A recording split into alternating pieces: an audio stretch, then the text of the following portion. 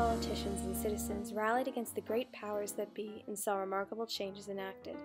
Progressives high and low in the socio-economic fabric effectively engendered reform.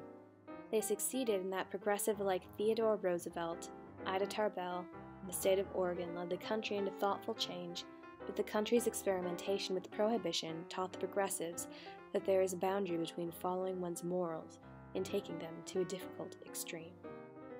The Oregon Initiate and Referendum of 1902 was the first legislative act in the country to democratize the process of amending the state constitution. Under this referendum, citizens could draft and pass amendments independent of legislative bodies. Though the wisdom of this referendum is questionable, it represents a shift in the thought process of a country. A nation that had passively accepted decisions from lawmakers demanded power. This system, though recalled in 1908, brought citizens of this country closer to true democracy than they have ever dared. Ida Tarbell's 1904 exposition, The History of the Standard Oil Company, had a tremendous impact on the public perception of oil companies. After her hometown in Pennsylvania was negatively impacted by John D. Rockefeller's under-the-table Southern Improvement Scheme of 1872, she decided that she would make a difference.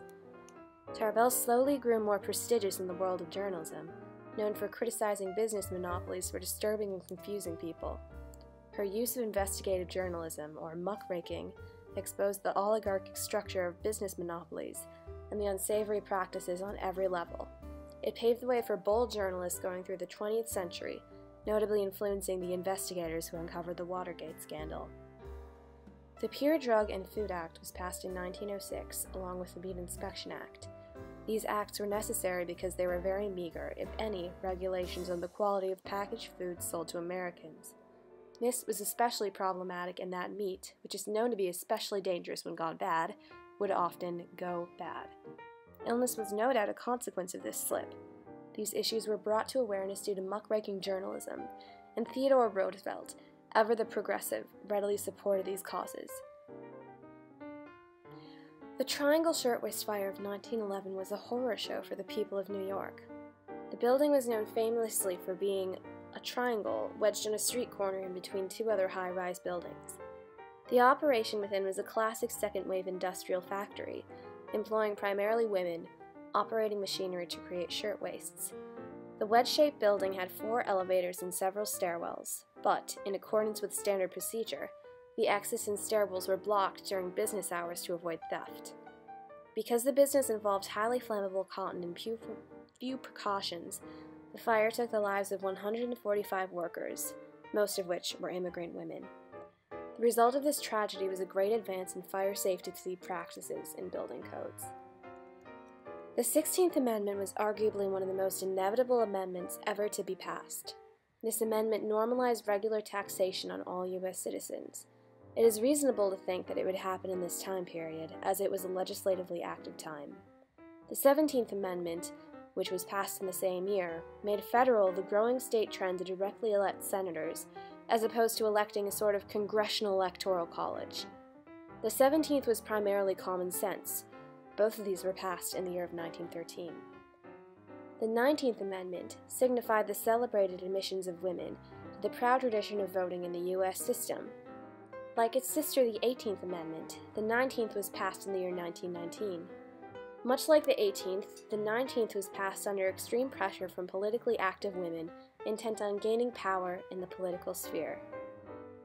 The Prohibition, or the Noble Experiment, lasted from 1919 to 1933. The illegalization of liquor sale was largely supported by religious revivalism movements dating from the 1820s and 1830s. The same moralist groups behind the Prohibition were responsible for the uproar against slavery and largely comprised of women. In a way, the moralist or perfectionist movements were a debut for women on the scale of politics.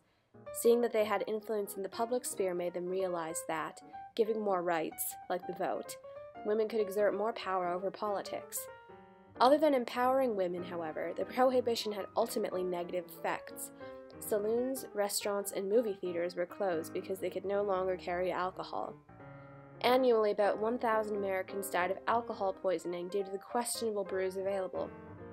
Gang violence reached an impressive peak in Chicago, under the organized crime leader Al Capone, who became the poster child for the ills of the Prohibition. The Prohibition was, indeed, a noble experiment. However, an experiment was all it was. The Prohibition was a setback for an era of incredible legislation that was as often as successful as it was ambitious. For people who believed in a malleable, ethic-oriented system, the Prohibition was a staunch reminder that a legislatively active government can be very positive, but can sometimes border on the preemptive and impractical. The early 20th century fostered a unique, politically charged atmosphere that bred sweeping social change and revolutionized the average American's view of politics. Progressives everywhere in between the humble muckraker and the U.S. president fought tooth and nail to see injustices eradicated from the country. The backfire of so much moral lawmaking is that the moralists outdid themselves in legislation like the 18th Amendment and the Oregon Initiate and referendum.